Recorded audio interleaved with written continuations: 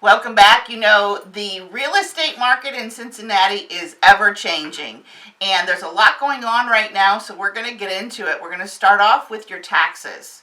Your property taxes, if you live in Hamilton County, have gone up dramatically. Sometimes, I've got some research here that says that property taxes have more than doubled in the last 6 months, and some homeowners are at risk for losing their homes. That's a scary situation, and I know if you want to do an appeal, if you want to appeal that tax bill, you need to get on it right now. As a homeowner, if you get a tax bill that you think is in error, it's wrong for some reason, you can go ahead and do an appeal. Go to the county website. There's a form that you fill out. You don't need an attorney. You don't need a real estate agent. You, as a homeowner, can appeal that tax bill. Now, it doesn't mean that the taxes are going to be lowered. I'll be very honest. Very rarely will the tax bill be lowered unless you have proof that your house is worth less than what the auditor seems to think your house is worth. And so if you know that your neighbor sold for less, or if you just recently purchased your home and it was quite a bit less than the valuation that the county has given you, that might be a good idea for you to move forward and appeal. So go to the county website. There's a form to fill out. You want to go ahead and submit it. Now, the answers, the information that goes along with that appeal will not happen before that bill is due. So you're going to have to pay your bill. You don't want to be in arrears for your taxes.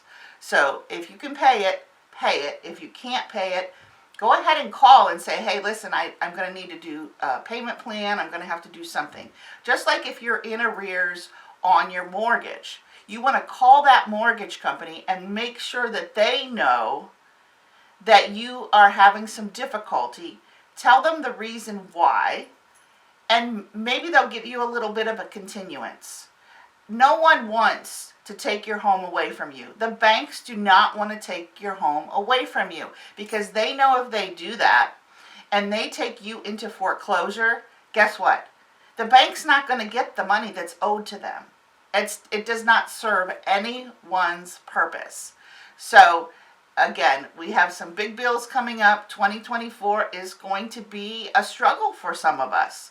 And so the smart thing that you should do is, if you are having difficulty paying your bills, whether it be tax bills, mortgages, whatever, reach out and talk to people. Don't bury your head in the sand and do nothing. Because if you do nothing, guess what? They're going to take your home away, and nobody wants that. You can reach out to me as your residential real estate agent, and I can help tell you a little bit about what your home is worth in today's market. I could provide you with some comparables to show what your home is worth, but most of our homes have gone up in value dramatically over the last couple of years. So if the valuation is high, that may be real. And so people are mad that nobody wants to pay taxes. You may be mad about paying taxes, but it just means that your house is worth more. So that's kind of a blessing in disguise. Maybe, don't you think? All right, my name's Michelle Sloan, and I'm your residential realtor and broker at RE/MAX Time, and you're listening to the Sloan Sells Homes Open House on 55 KRC. And we're going to talk now about what's going on in the market. The real estate market in January 2024 is really starting to heat up already. The mortgage rates are going down. We saw a high of about 8% in October of 23. And now we're in January of 24. The rates are hovering right around 6.5%. That has caused a lot of buyers to wake up out of hibernation and say, oh, let's go ahead and start looking for a home. Let's get back in the market. Let's start looking. That's good news. We have more buyers than sellers still, and that will be the case for as long as we can, until the near future, let's put it that way.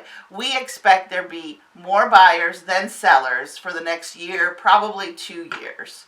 And so into 2025, this trend will continue. If you're planning to sell your home, and I want to say there's so many reasons for people to sell their home. In January, if you're selling your home, you're probably selling it for a reason, and that reason could be death in the family, it could be divorce, it could be a transfer because of a job. Any of those life-changing things happen, and that's why people want to sell this time of year. The good news is you're beating a lot of people to the punch when it comes to listing their home, because we certainly see more homes be listed in May and April and June. But I would say don't wait. There are buyers out there ready to purchase your home. But the big thing is, right, you want to get out in front of the competition as much as possible.